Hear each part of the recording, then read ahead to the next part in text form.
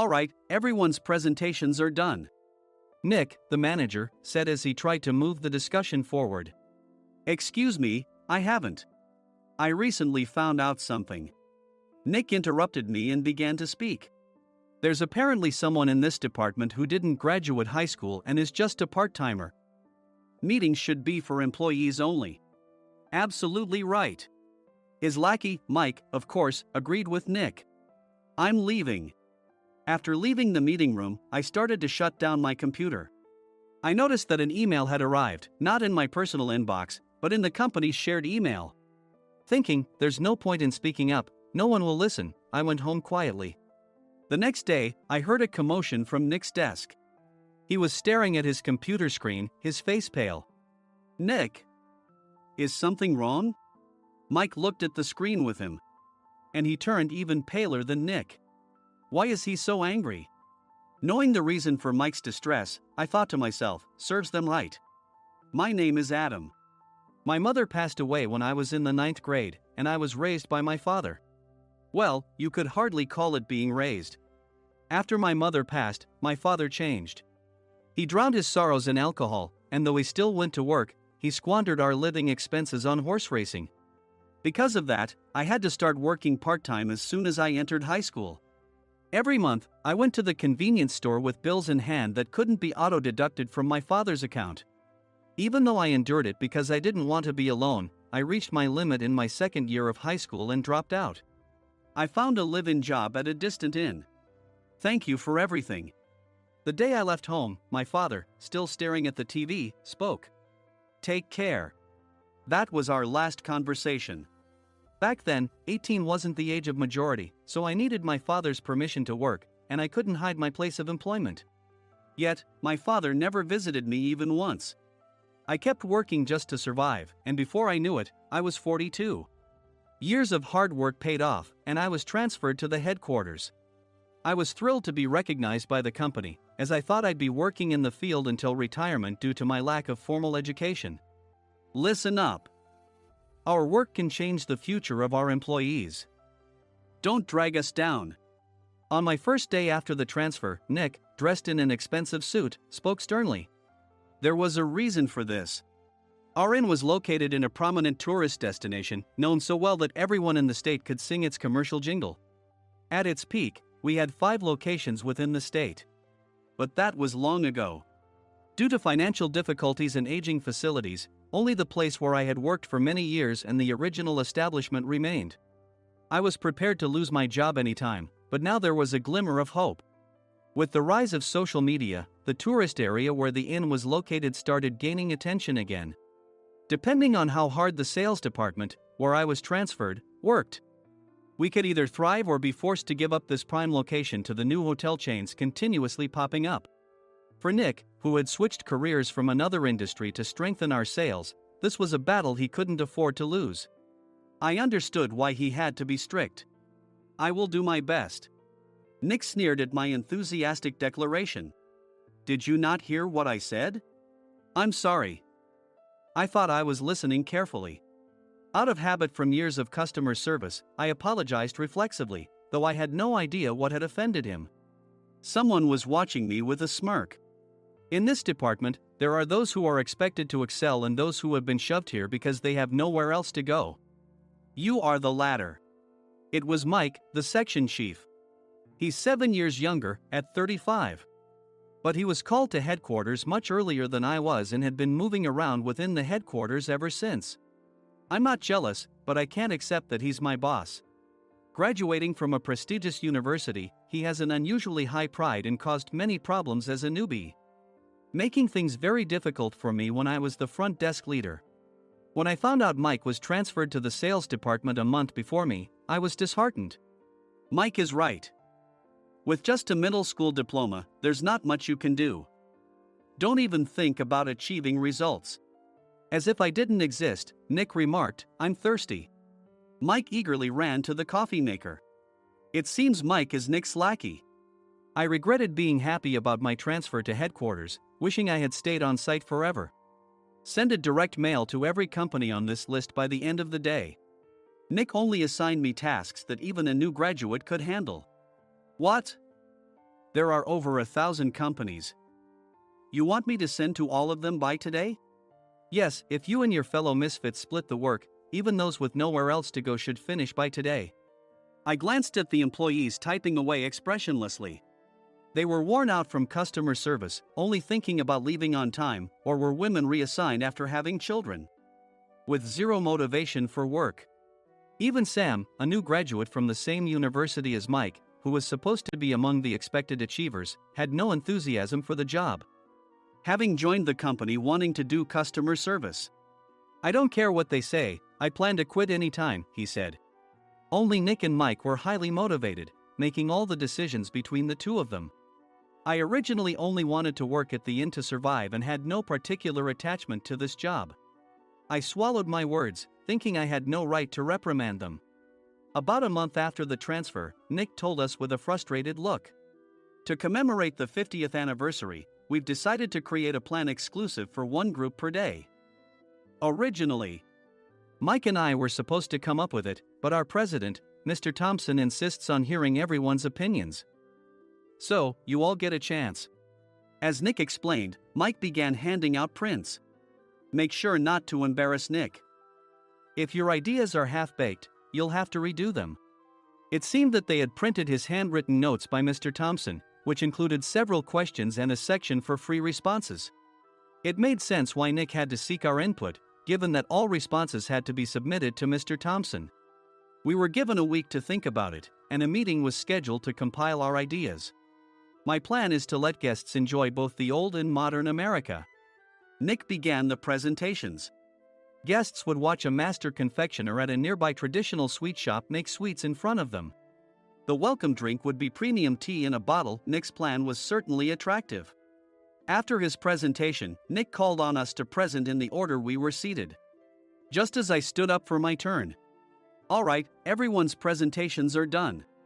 Excuse me, I haven't. I recently found out something. Nick interrupted me. There's someone in this department who didn't graduate high school and is just a part-timer. He was likely talking about me. I joined the company as a part-timer and was made a full-time employee when I turned 20. That was 20 years ago, so Nick and Mike probably had no chance to know until recently. Meetings should be for employees only. Absolutely right. After that, Nick kept creating opportunities to solicit everyone's opinions, purposefully excluding me from speaking. The meeting unexpectedly heated up and went past the scheduled end time. A few people asked to leave, and the discussion continued with the remaining few. Still here? Normally, you'd leave in that situation. Though I had no attachment to the job initially, hearing kind words from customers made me want to make them happier. For someone like me, with nowhere to go, the inn was my home and customer service was my life. I felt pathetic about my current self. I'm leaving. I left the conference room and started shutting down my computer. I noticed an email had arrived, not in my personal inbox, but in the company's shared email. Thinking no one would listen to what I had to say anyway, I quietly went home. The next day, while preparing the DM as instructed, I heard a commotion from Nick's desk. In his haste to stand up, he hit his knee on the desk. He stared at his computer screen, his face pale. Nick! What's wrong? Mike, thinking he should be the first to rush over, approached Nick while still wearing his coat. He peered at the screen with Nick. And he turned even paler than Nick. Why is he so angry? Who is responsible for this company? Nick, more irritated than ever, asked, and Mike answered without checking. Probably Sam. Sam wasn't there because he was attending a morning training session for new hires. Nick gave up on getting angry and returned his gaze to the screen. They were looking at an email that arrived right after the end of the working day yesterday. Apparently, no one, including me, had checked it before leaving. The email was from a large company that used us for their annual employee trips. The president and executives of that company also frequently used our services personally. President of the company, Mr. Mason himself, had declared that neither he nor his company would ever use our services again. Well, some companies cancel their employee trips or stop using our services due to financial struggles. Let's just move on.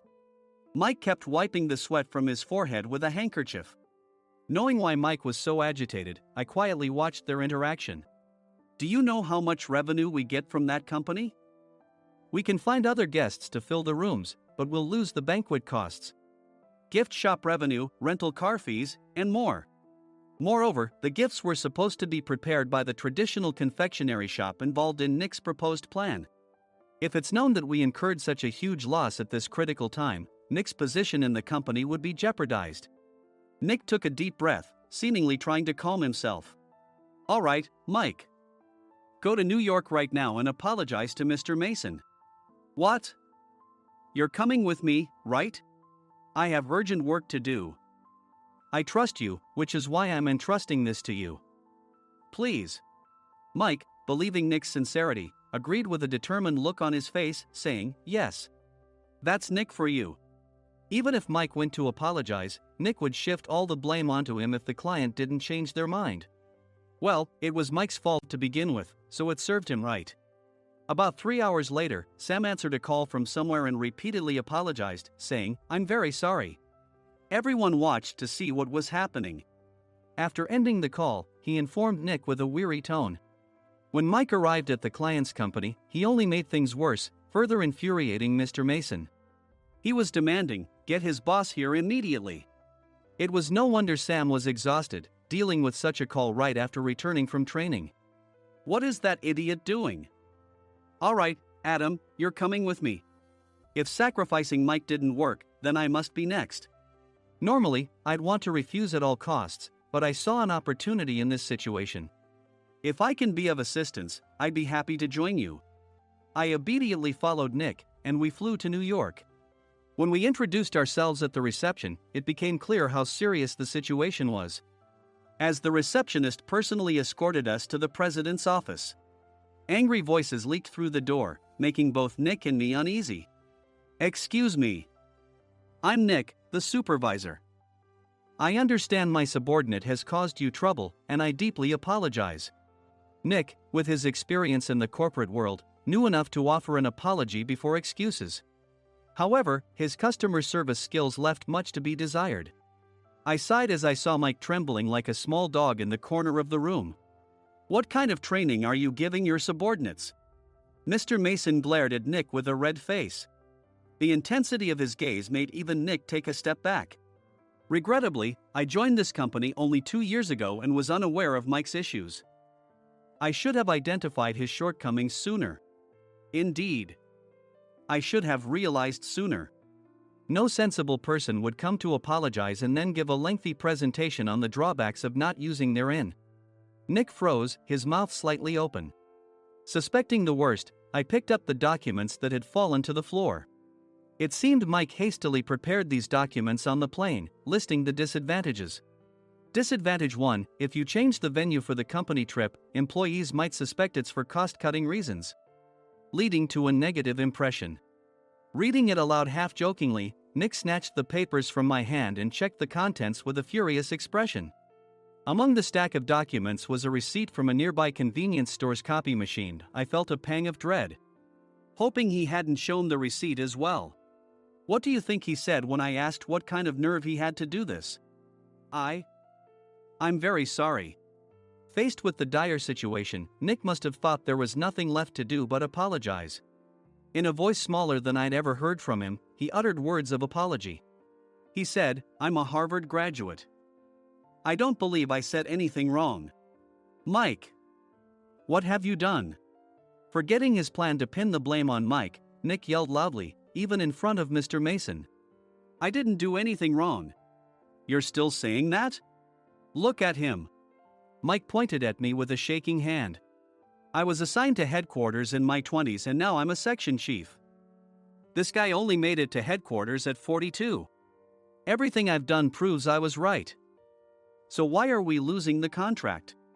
Having said his piece, Mike collapsed to the floor. Of course. You were sent there because you had nowhere else to go. Mike never expected to hear such words from someone he looked down upon. He lunged at me, and Nick hurriedly stepped in to stop him. Mr. Thompson told me Mike is a quick thinker, and to take good care of him. There's no way he was pushed aside. Don't make things worse here. He didn't say quick thinker, he said only quick-witted, didn't he? I don't remember that part. I recalled the many troubles Mike caused when he was a newbie. When Mike was on the front line, his pride was so high that he never apologized to customers. Customer service, especially in our job, doesn't work alone. It brings both good and bad situations. If the front staff or housekeepers made mistakes, or the cleaning company didn't properly clean a room, one had to apologize to the customers regardless of personal fault. Mike, in such situations, would never apologize, insisting he wasn't at fault. This often angered customers, and as the front desk leader, I frequently had to apologize on his behalf. He caused complaints and disrupted operations, which is why he was quickly moved to headquarters. In departments where he didn't interact directly with customers, his quick thinking was beneficial and things went well. But it seemed his flaws were starting to show. Corporate reservations are supposed to be entered into the system by the sales representative. But a quick check yesterday revealed that more than 10 items were missing from the client's reservation. The handover document clearly stated what needed to be prepared. Why didn't you enter it into the system? Why do we have to give them special treatment? Filling rooms near the banquet hall, setting up all the food in advance. Specifying the brand of wine, they're too demanding. No wonder he always angered customers, I thought, feeling a headache coming on. Grouping them in rooms near the banquet hall is for our benefit too. It makes it easier for the staff to set up beds and serve breakfast since everyone's schedule is synchronized. As for the other requests, Mr. Mason suggested them to lighten our load. I didn't know that. Nick finally seemed to realize that Mike was the one who had angered the client. What did you say to them? I just told them we wouldn't give them special treatment anymore. We shouldn't waste effort on things that don't bring in money. I was utterly exasperated at his lack of understanding of customer service. Of course, we shouldn't comply with unreasonable demands. But carrying over successful practices from past stays makes customers feel remembered and enhances their experience. Good memories encourage repeat visits. That's part of our job. I looked down at Mike, who was sitting on the floor. In our job, nothing is a waste. Mr. Thompson likely moved you to the sales department, hoping you'd finally understand this. How do you think he feels now that you've failed to meet his expectations? Mike, tears in his eyes, fled the president's office. I was amazed he still hadn't apologized. You have it tough, Adam. It's okay, we're all employees of the same company. I deeply apologize for this disrespectful incident. Especially after all the care you've shown us. If it weren't for you, Adam, I really would have stopped staying here. When I heard you were moving to the sales department, I was willing to reconsider if you handled it. Seeing us talk so amicably, Nick's face contorted. Do you two know each other? Adam's service is excellent. I always requested him specifically. Normally, we don't accept specific staff requests, but we made an exception for Mr. Mason, adjusting my shifts accordingly. He had personally stayed at our hotel just before my transfer, and during casual conversation, I mentioned, I'm moving to the sales department soon. If I hadn't told him then, things could have been much worse. Please continue to take care of us. I look forward to it. On the return flight, Nick awkwardly offered me a can of beer. It's still working hours. Of course, I had no intention of forgiving him for a single beer. Nick might try to pin everything on Mike and avoid any consequences. While pondering this, a startling fact came to light. Nick, the tea bottles for the plan have arrived. I handed Nick a bottle labeled with our inn's name. They look good. What are you talking about?